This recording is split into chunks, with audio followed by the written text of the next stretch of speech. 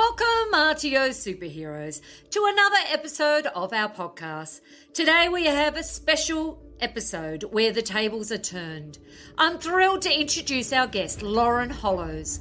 Lauren is an educational visionary and a passionate advocate for building better education systems and services. She is the founder of Aniwaya Education Services, and she's dedicated to providing quality, compliant, and accessible assessment tools to educators. With a wealth of experience in business coaching, team development, resource development, and RTO compliance, Lauren excels at identifying ways to improve and streamline processes within the educational sector. She is passionate about using education to make a difference, fostering staff engagement, and enhancing business maturity. Lauren is also the driving force behind Learning Lifelines, a not-for-profit organisation aimed at closing the digital divide and providing equal education and economic opportunities. She believes in the transformative power of education.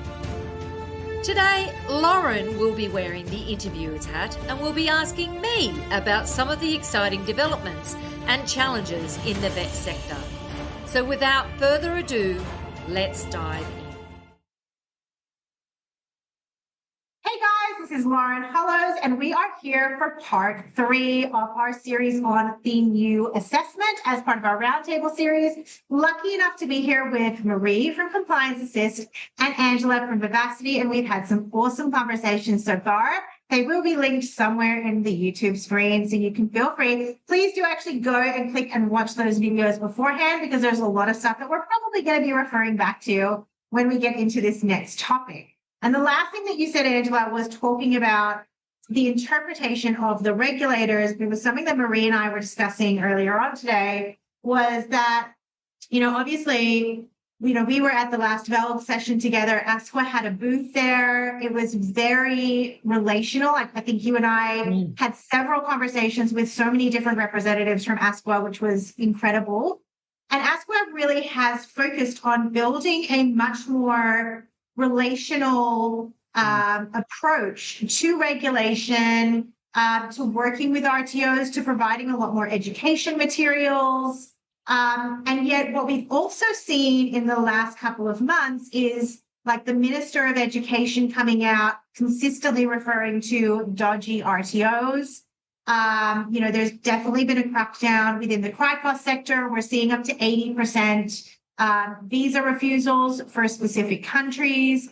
So there feels like, to me in the air, there's quite big tension of like, an ASQA that really wants to continue to work with RTOs, and yet a government messaging that is coming across as to like, ASQA needs to have more teeth, we need to be regulating more aggressively. And it feels like these two things are quite, they're not synergistic in their approaches. So what I hear from government versus what I hear from ASQA, who obviously is government, but like my conversations and the messaging between those two are quite different. We're going to be coming into 2025 with this brand new set of standards. As you've mentioned, Angela, there's a lot of other bits and pieces coming into this situation as well. I'm interested to see what your guys' thoughts are on, more broadly, I guess. I mean, assessment has always been the cornerstone of what gets audited, performance assessed. I'm interested to see, like, what are your thoughts on what approach is going to happen now? And, is ASQA going to kind of be forced into, like, having more teeth? Are we going to see a return to some of those more challenging days?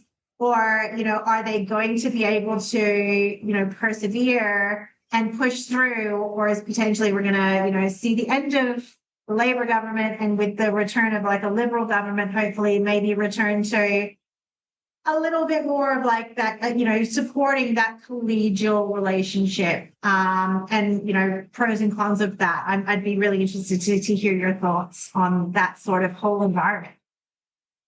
Well, to start with, ASQA's change was due to change in the vet regulators' regulations, where they were told they have to educate RTOs, and they have to be friendly. They have to be useful. So thankfully that did come about.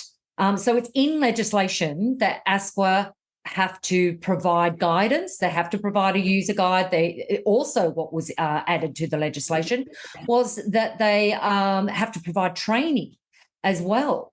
So it will be very interesting to see how that will come about and how it will be implemented. So it is their responsibility to do a user's guide, which they're going to be writing in the second half of the year. And that's why it's not being officially released. We don't officially have to comply until the 1st of January because ASQA need that time to be able to write the user's guide. So that is very interesting with, well, how are ASQA going to change? And then, well, hopefully they don't go back to where they were before, because that it was just they were sweeping out all of the good RTOs with the bad RTOs. And I think, in any industry sector, we're always going to have dodgy providers. It doesn't matter whether it's the training industry or any other industry sector.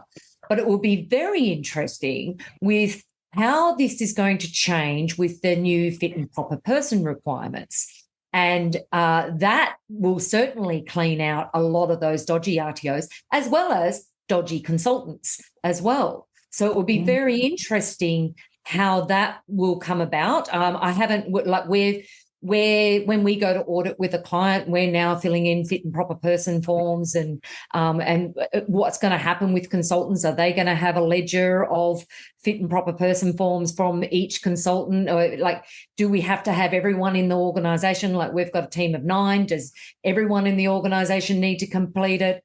Yeah, it will be very interesting to see how it will be audited, and I'll also be very interested to see what the user guide is going to look like in the future, and will there be training?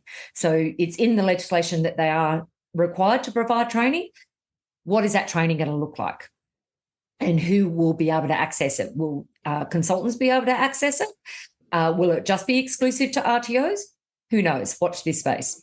What's your thoughts, Maree? Oh, you must have a much more effective crystal ball than I do. I'm still, yes, there's a lot of reform going on. I think, though, at the end of the day, for me, it's going to come down to resourcing and what resources ASQA is going to have in terms of, what they can actually do. And obviously resourcing is connected to fees, and the fees, whatever. And I think that there might be some hardship, coming for RTOs in terms of if the level of audit picks up, that's obviously got massive fees connected with it. But I think it's also going to come down to the capability that ASQA has. So not just the resources and how they choose to use them. Are they going to focus them on, this activity, the capability development activity, or the auditing capability activities or whatever? But have they got the capability and the right capability? There's been a lot of conversation around that in the past as to, the capability of auditors who've not got a training background, or, and sometimes that's a good thing, and sometimes it's not, or they have so that whole question of capability. I think though it's also, and I'll play devil's advocate here. I think there is still very much a role for ASQA to play in the weeding out, if you like. And look, I don't like the word dodgy, because I think sometimes there is a fine line between dodgy versus just not really capable. Yeah. They're not. Sorry. As Angela mentioned, dodgy consultants, poorly conformed. I'm sure all of us have had people referred to us from another consultant going, oh, these guys are in really big trouble. I'm like, well, literally, that's your job. That's your job, dude. Why are you sitting into me now? Because you've stuffed them up. We've all We've all been there, yeah. Yeah. But I actually think that an RTO just gets led astray. yeah. Mm. Yeah. But I think there has to be, and we're talking in this session, significantly. We started off with assessment, and I think I said earlier, this assessment has always been an issue.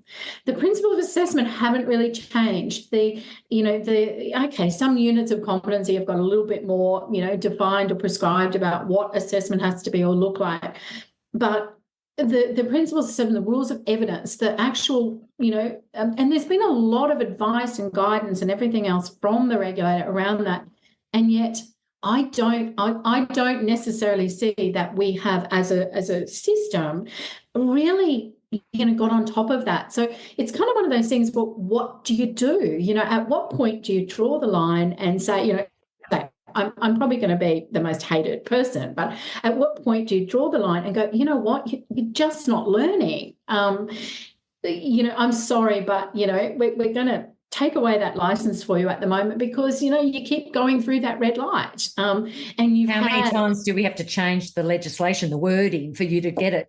For you to get it. And so, but maybe that goes back to what is the wording wrong? That people can't get it? Are we being too, I just wonder at new standards coming, and I know myself, if I ask a question of ASQA, and it's usually because I really don't know the answer. I don't ask it because I'm trying to take up somebody's time. I really want to know the answer. And the answer that I get back is C standard such and such or whatever. I go, as if I haven't been there. So sometimes I wonder if, when I'm having a problem with a client, I'll go, is it me? Like, okay, how can I change I'm obviously saying the same thing over and over and over, but they're not getting it. How can I change how I'm communicating or, what I'm saying or whatever to get the message across? And so I do think there has to come a point in ASQA's life where it's kind of like I'm putting a line through that, and how many chances do you get? Yeah, and it's that consistency. And maybe that's not favourable, information to hear. But it's also the consistency between the auditors. So, and this is something that we've had issues with in the past. Is one auditor's interpretation is different from other auditors' interpretation of what should be in the assessment tool and what is rules of evidence and principal assessment. Are they being educated? Are the ASQA auditors being educated on that? How are they ensuring consistency? And that's always been my concern. Back in 2019, we did a survey that went out to our mailing list, and it was, what is your problem? I'm redoing the survey now because things have changed. But in 2019, the biggest problem people had was that inconsistency with auditors and ASQA's drawn out process. And we seem to be back there again now. Like the amount of people I've spoken to who are still waiting on applications that were submitted for an addition to scope 6 months ago or more, and they still haven't heard anything from ASQA. Where you were saying, Maree, about resources and its staff, do they have the staff, the capability to be able to, like, they don't have the capacity right now to deal with the amount of applications or re-registrations that are in right now. How are they going to cope with the change in legislation? Yeah. Yeah, I think it's definitely going to be an interesting space. And as you said, going back to 1.3, if RTOs are expected to test their tools and make adjustments, right? I guess the question is going to be, and I think this is going to be the big challenge for our ASQA is how do they, like this year, this is their year for testing these new standards, right? How is that testing going? Like, there's a couple of different ways that testing is going to take place. I know that I've put forward a couple of RTOs where we've kind of gone, okay, look, we'll do our re-reg under the new standards and see how we, how we form up. I think that there's very few RTOs that would feel comfortable going into like a process like that. I've also got another RTO who's going to be doing their registration, and they put their hand up to say, look, we're happy to go through registration under the new standards and allow ourselves to be the testing dummy. that's all been done in good faith, as I said, based off the back of ASQA being really open, leaning into that educative role that they had, the presence that they had at Valve, the willingness to be able to talk to providers and stuff like that. The interesting thing for me is going to be you've got a very different language coming out, which is reminiscent of, you know, the 2017, 2018, you know, times. And I'm like, I'm willing to put my neck out based on the relationships of the people that I've had interactions with in ASQA at this point in time. The moment I start to see more of that language coming into the regulatory body itself, it's going like that. I'll pull that straight away, because I'll be like, whoa, like, you know, it's just gonna, I think it's gonna be very interesting. Like there's huge opportunity with these new standards for ASQA to work as an educative body and take the best parts of these new standards and really run with them to improve quality in the industry. I think it will be really sad if the federal government turns and goes, no, we actually need you to be the bad guy with the teeth, you know, being, you know, saying Back how to many 2019. RTOs were shut down this month. I think that's going to kill a lot of that motivation. And that's for me when these standards become, because of their level of prescription, become very problematic.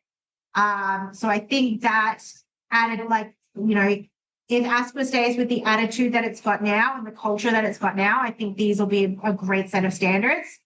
I am very wary, having been through many rounds of like happy regulator, mad regulator, you know, that we're going to go into a mad regulator perspective. I'm going to be like, oh, these standards can be really problematic. We go into bad regulator mode. So. Yeah. And then if you stack on top of that the fact that there's lack of government funding in states at the moment, it's making it very tough on RTOs. Like there are going to be so many changes that are afoot, and RTOs are going to need to adjust to these. ASQA needs to adjust as well. And then, you know, my concern has been, well, are there going to be some RTOs that are just going to go, this is all too hard. We don't have any funding. I just don't want to do this anymore.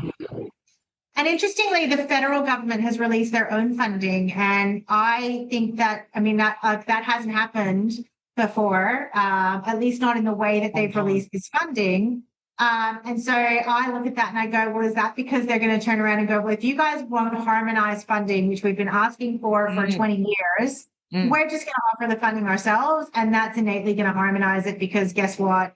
WA, if you don't want to play the game, you're just going to get less money, you know. And so now, instead of, you know, larger RTOs having to deal with, let's say, 7 funding models for 7 different states, we're going to have to deal with 8 different funding models for 8, you know, for the seven states and territories, and now for federal.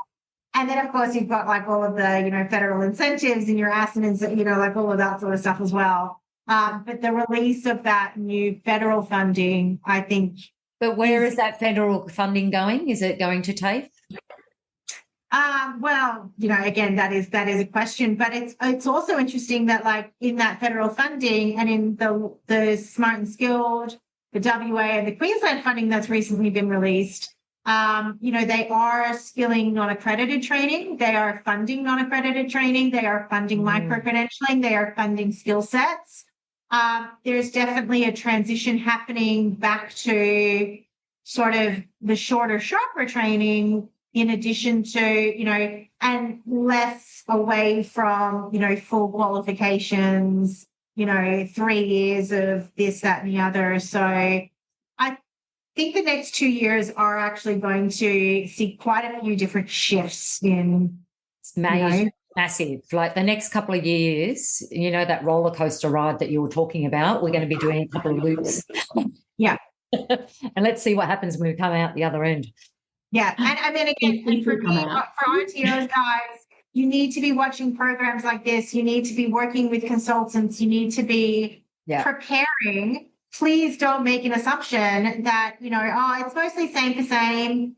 You know, look, unless you are like a top tier RTO who is proactive AF about everything, Please don't make an assumption that these are the same standards and you're going to be good. You actually do need to be planning. You need to be thinking about training design. You need to be thinking about learner requirements. You need to be rethinking that in context of your assessments, in context of upskilling your staff. I think that, particularly with the workforce development plan, there's going to be a lot of requirements around that. We've already started rewriting our policies and procedures. We've already started reviewing all of our documents. Like, we're not waiting until the standards are released. We're doing it now. The other thing that I deliver a monthly compliance webinar. What I'm doing now is I'm saying this is the current standards, and this is what's to come. This is what's going to be changing. And then the second half of the year, I'm going to start delivering to the new standards. So, yes, as you said, you should be subscribing to these sort of podcasts and vodcasts, and also looking at training and how, like, not just for the standards. We've also got AI and we've got ChatGPT. Like, there's so many things that are changing. If you guys don't keep up, you're going to fall off the wagon. Spending money and time in advance is just going to save you so much more down the track. Spend $10 up front is going to save you having to spend $100 fixing it in the rear end.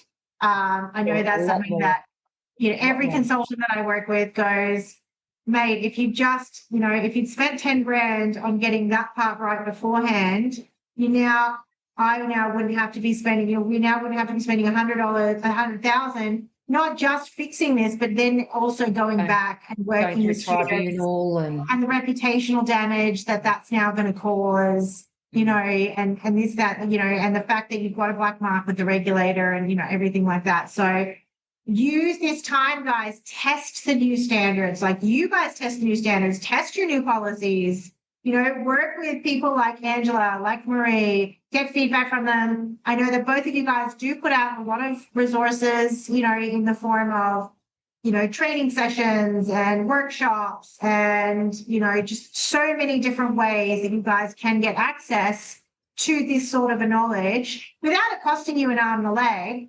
And then be strategic about those points where you really do need that help, Thank you so much, guys. Just really quick handover to both of you. Please let us know where we can find you, and what you've got coming up, in the next couple of months that we should be looking out for. Yeah. Okay, so you can find me on LinkedIn, Angela Connell-Richards, and I'd love for you to follow me on there and connect with me, because I have a lot of content that I share on there. And then the other one, we've got the RTO community. It's a Facebook group that you can join, and it's I facilitate it, but it's actually got its own mind. It's got this huge community now that is in there. We've got 2,500 people in there, and there's all these offshoot chats that people have got in there as well. You'll learn a lot and share. There's a lot of sharing that's happening in there, particularly in the chats. And then we've got the RTO job board on Facebook as well. So that's another group. That one's got over 5,000 now, and it's trainers and assessors as well as RTO owners that are on there. And we're sharing those groups the changes that are happening, what's going to affect the trainers and assessors, what's going to affect the RTO. So I definitely recommend that you get onto those. And then we've got a series of workshops that we're delivering this year, particularly on AI and the new legislation. So you can go to vivacity.com.au and learn more about our events.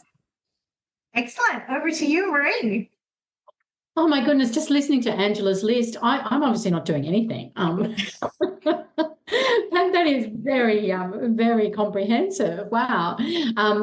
Complianceassist.com.au, also on LinkedIn. I'm sort of at the moment trying to transition myself away a little bit from compliance focused and sort of really try and encourage clients to move into the more the pillars of governance, the governance, the sustainability, and the and the quality and compliance as a sort of the three pillars pillars. So trying to take a holistic view of an organisation, because, you know, we sort of talked about some stuff in this session, earlier sessions, around, you know, some of the costs that may be involved to an RTO. And so one of the challenges is trying to look at that RTO and go, you know, balancing that business acumen with the academic rigor, with the ethical decision making, and you know, looking at the I'm sort of working with a partner. We're calling it sort of an organizational needs analysis, if you like. You know, doing a lot of that work around looking at the organization, the RTO as a whole, you know, rather than as disparate and separate parts. So that would work well with the workforce development plan requirements as well. Yeah. We do the 8 critical drivers to RTO success, which is a masterclass we deliver once a month, and it's all about getting that balance between clients and business success. Exactly. Yeah. Exactly. And it's so important. I think, you know, we talk very much about compliance, and a lot of the PD, it really is focused on compliance. But, you know, as an organisation, you know, you can put as much money as you like to it, but you'll be out of business in no time. So it's finding. Yeah, it's got to be sustainable. It's got to be sustainable and financially viable at the end of the day, right? Yeah. Well, guys, thank you very much. This has been an awesome series. I really appreciate your time. So I know that you are both very, very busy women. Guys, you can find all of Angela and Maree's contact details, all of their socials and everything like that in the links below. If you have enjoyed this, please do like, subscribe, comment, all of those good things. Otherwise, thank you so much to Angela and Maree. My name is Boon-Hollows for Aniwaya Education Services. Thank you for joining us at the RTO Superhero Podcast with me, Angela Connell-Richards. Please take a moment to rate and review the podcast on your preferred podcast app. Each rating and review helps me fulfill my goal of helping training organisations around Australia to learn and grow in compliance and business success.